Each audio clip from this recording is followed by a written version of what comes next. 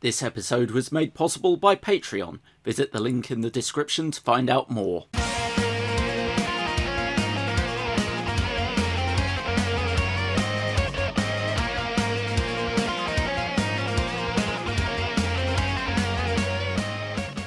Hello and welcome to Once More with Feeling, Patreon Review Part 2, covering the second album from the Protomen, The Father of Death. So, again, it's Mega Man based, but this is quite a bit different to the previous album in that it's, for one, much more heavily focused around sort of prog rock and rock opera stylings, with a few inflections here and there. Like there's one song that's very psychobilly style, we'll get to that. But overall, it's got a much more focused sound.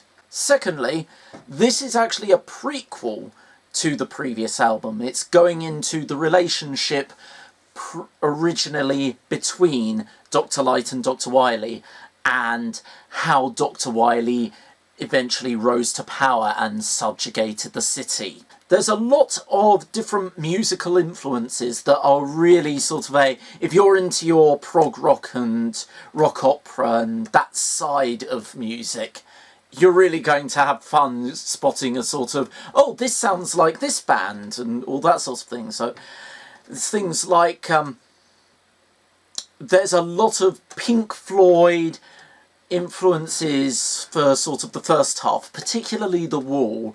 It's kind of a mixture of Pink Floyd, Ennio Morricone, which is very interesting, particularly his soundtrack for The Mexican, that's a key influence. And I found it had a lot of sort of Nick Cave feel to it in terms of the vocals and the delivery.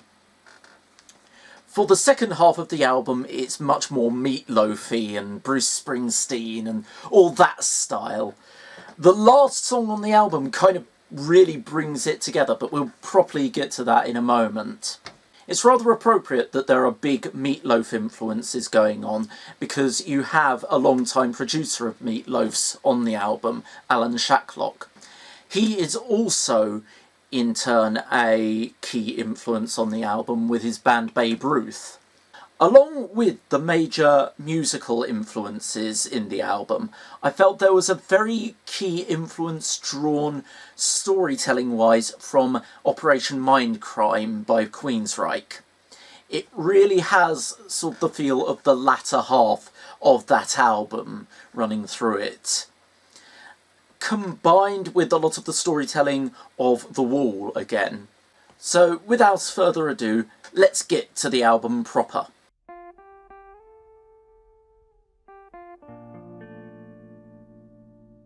So to begin with, we have Intermission. Now that really works well for bridging the gap between Acts 1 and 2. It very much gives this idea of transitioning to the next part of the story whilst going back in time to see how we got to the point we're at in Act 1. The Ennio Morricone influences shine true in this track.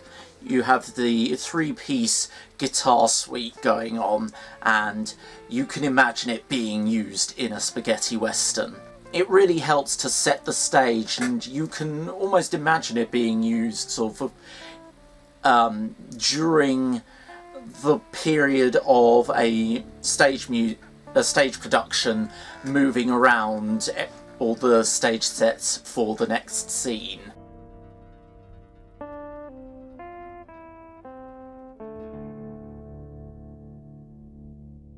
Following on from that, we have The Good Doctor.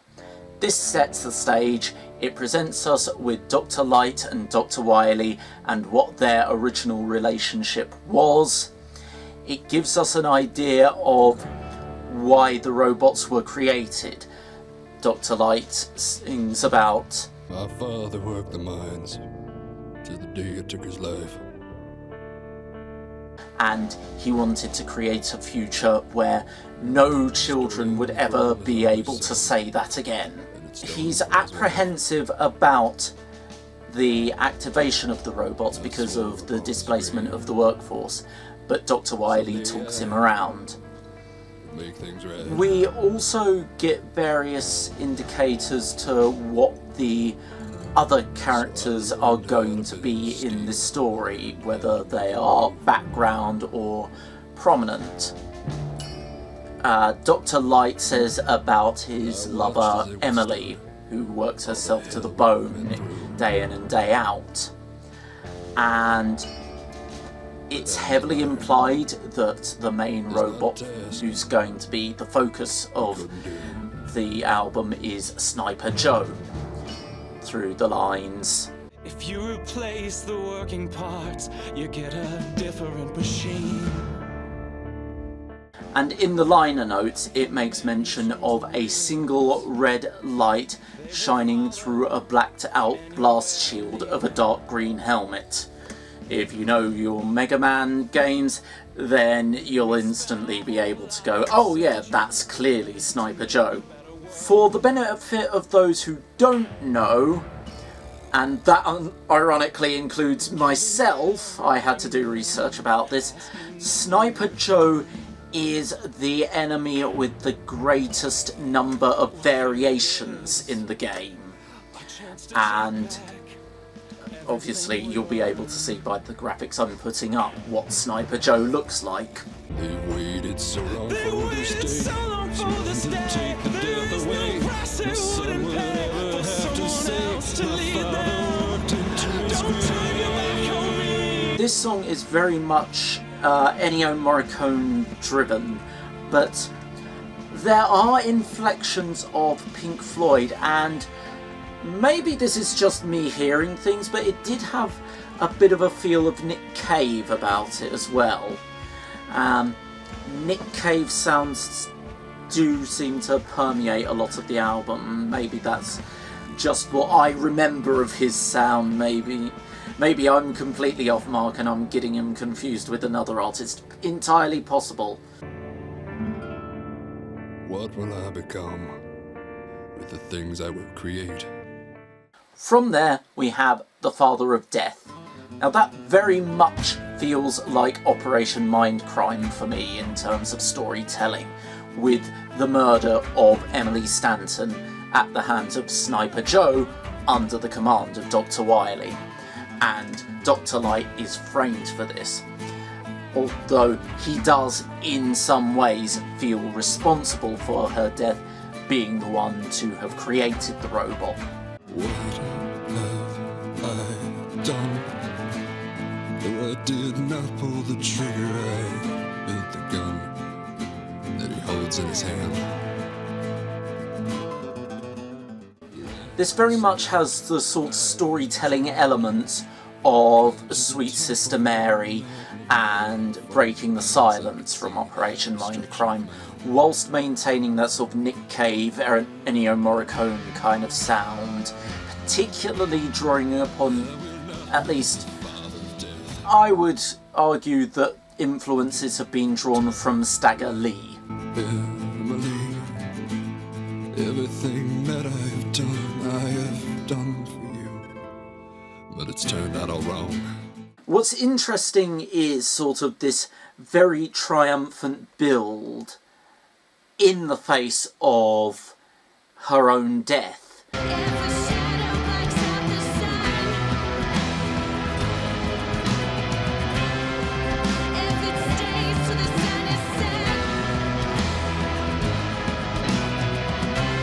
She outright is declaring that regardless of Dr. Wily's efforts, Dr. Light is going to bring about the best in the world, even if he doesn't know it himself.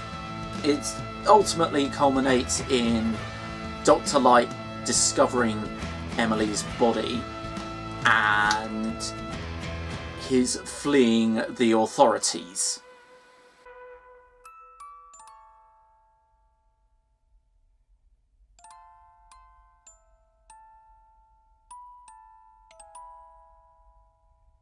After that, we have the Hounds.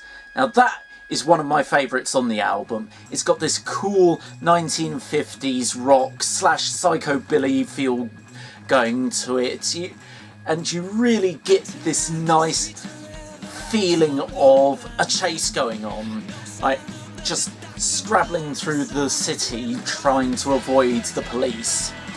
And at the same time, it's the villain's song. You've got Dr. Wily holding a press conference saying that it's Dr. Light who committed the murder and how he will apprehend Dr. Light no matter the cost. It's quite interesting because you've got this sort of back and forth of... Doesn't matter.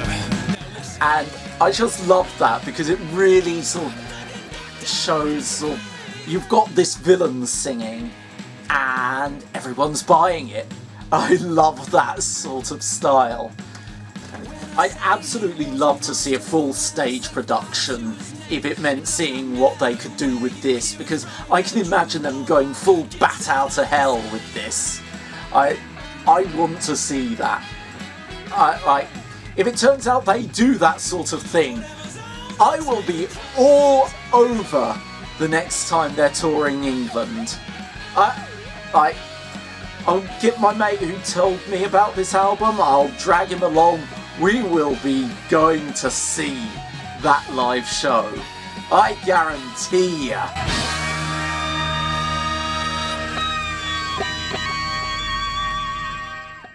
After that, we have The State versus Thomas Light.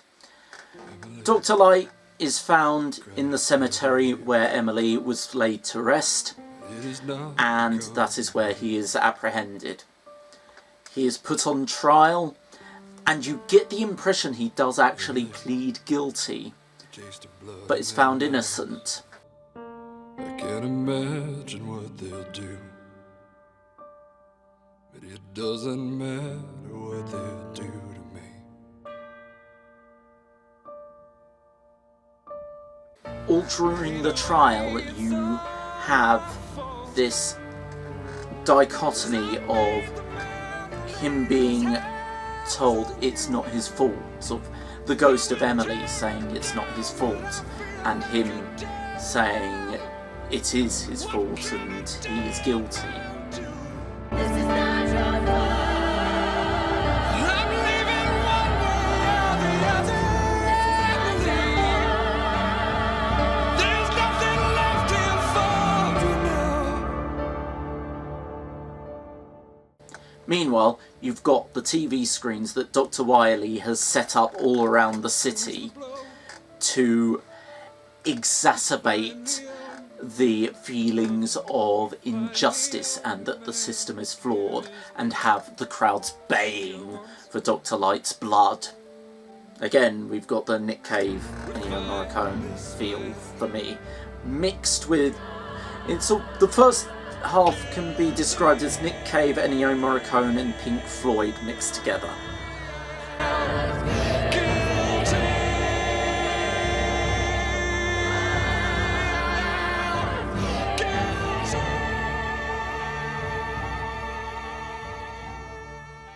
Following on from that, we have Give Us the Rope.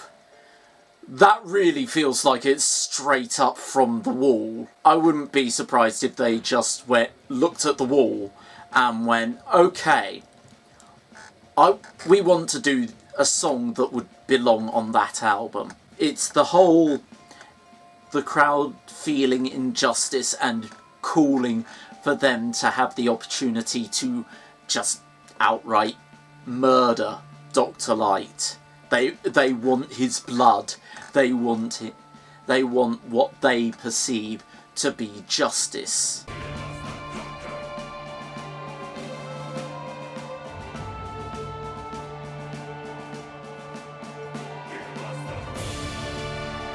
And it's got this very menacing, really weighty feel to it. It's got a marching beat. And you've got a choral chant. You definitely imagine it turning up in a rock opera as well as turning up on the wall. The wall is basically framed like that. Eventually Dr. Light is able to escape the crowds under the protection of the police, but he has to leave the city. He can't stay there. And so it ends with him on the train station.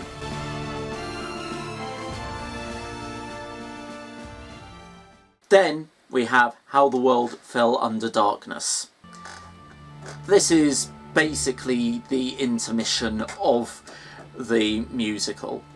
It's the musical accompaniment for how you would see the city slowly mould and change over time, people becoming oppressed by this monolithic metallic city that is constantly speaking to them and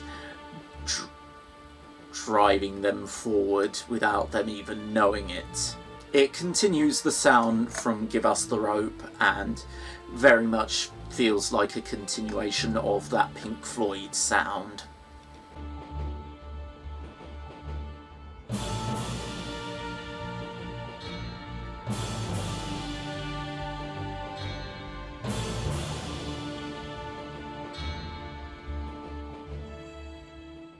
From there, we have Breaking Out. Now that changes the perspectives from Dr. Light and his experiences to Joe.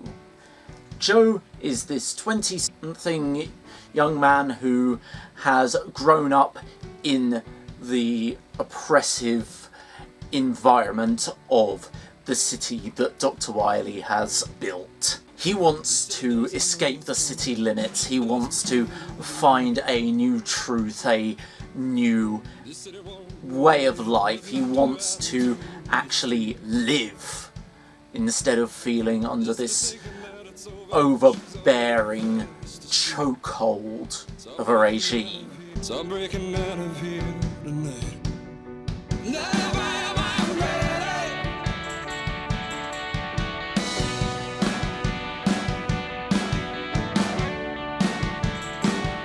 So you have Joe saying to this girl that he wants to break out of this city and he wants to live a true life, and she's not especially paying much attention to what he has to say, and so eventually it comes to a head. He gives her a kiss goodbye, and it's in a very sort of 1950s, 1960s kind of movie way. He runs off, he finds the old bike of his father, kicks it back into life and races off out of the city. The engine's running, baby. We don't have time for goodbyes. I know you can't come with me. I see that look in your eyes. There's very much a meatloafy feel to this song. It's kind of in the vein of Out of the Frying Pan and Good Girls Go to Heaven, and it's the other of my favourites on the album. It gets you pumped up and wanting things to turn out for the better.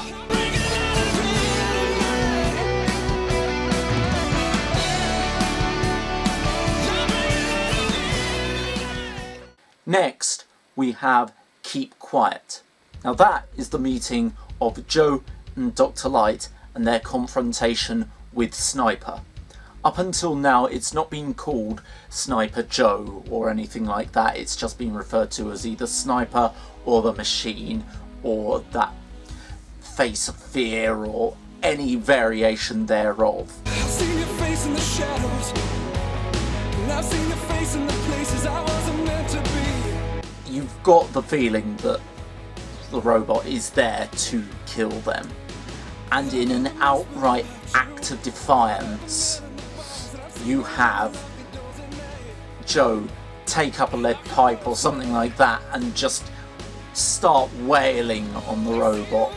He knows that it is the Face of Fear that's been spoken of in hushed tones. He also knows that Dr. Light is someone who's whispered about, but there's no feeling of truth about what is said. They say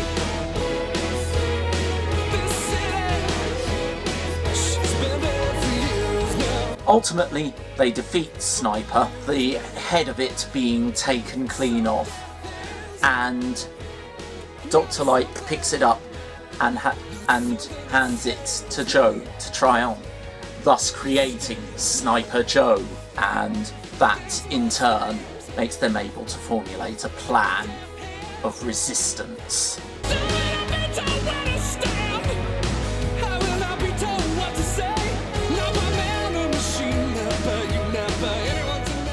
Next, you have Light Up the Night.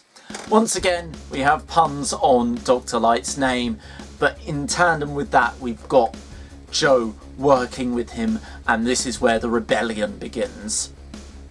You get the feel of them making their plans. They're going to be struggling against what has kept the city choked and isolated, and everyone feeling like they have to kowtow to Dr. Wily's oppressive means.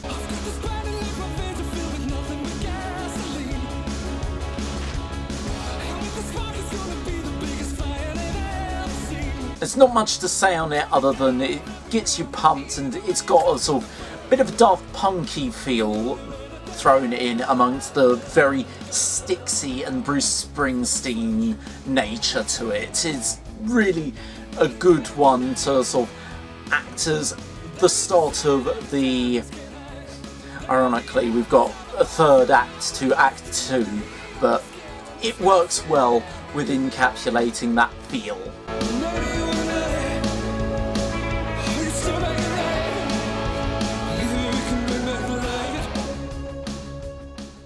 After that, the penultimate song, The Fall. This is mostly an instrumental track, but with odd words interjected here and there that really give this rather unsettling feeling that this isn't going to end well. And according to the notes, it doesn't. There is an explosion that detonates the main monitor. It explodes, but Joe dies in the process. That one draws more on the Pink Floyd and Daft Punk influences, with a bit of Babe Ruth here. It definitely works well for sort of the penultimate track.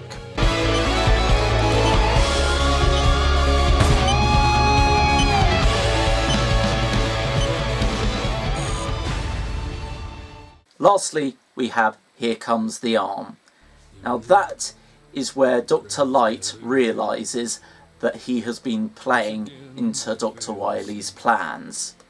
The destruction of the monitor, it's succeeded by destruction of monitors all around the city, and their replacement with speakers calling for curfews, and a whole army of robots being wheeled out and taking to the city, enacting martial law. And ultimately, Dr. Light contemplates his suicide. So I will stand here with my shoulders square and tall. When the whistle blows, not falter. When the crash comes, I will fall. With so much steam and steel behind it, I won't slow it down at all. Oh God. Oh God. Here comes the arm. But then he reads the letter from Emily that he kept hidden from many years ago. He can never cage the world. It's too big for anyone, and soon the dark will pass. I want so much to be with you, but in my heart I know, Tom, the city needs you now. The city needs you now. And reading it emboldens him. It gives him new resolve. and he realises there is still work for him to do, which he says, Joe, when you see Emily, tell her to wait for me, 'cause I still have work to do. It's very much in the vein of Bruce Springsteen's The River, whilst also bringing in the various other influences and gradually layering them. It also, very interestingly, utilises the sound cues from Hope Rides Alone on Act 1. I really like that sort of intertextuality that you've got going there. It really sells it as the closing track and really brings home that this is a continuing story.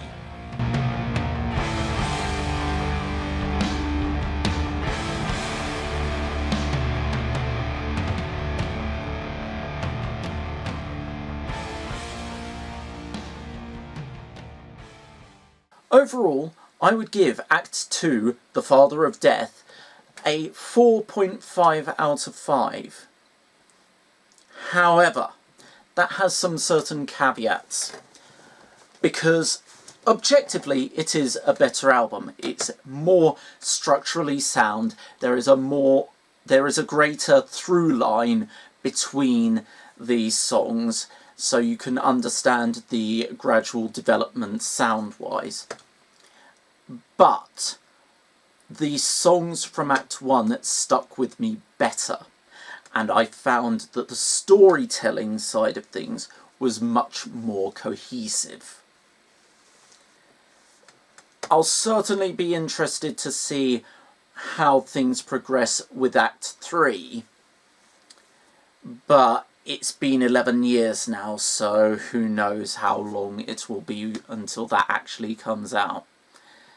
With that said, it did take Tool 13 years to bring out their album, so who knows?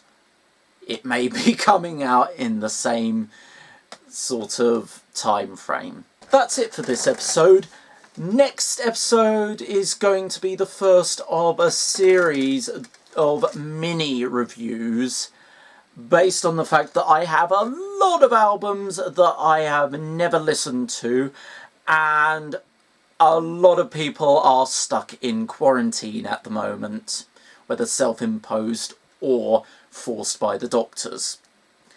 So, going to see a lot of material in the upcoming weeks, because I cannot do anything else. So that's it for me.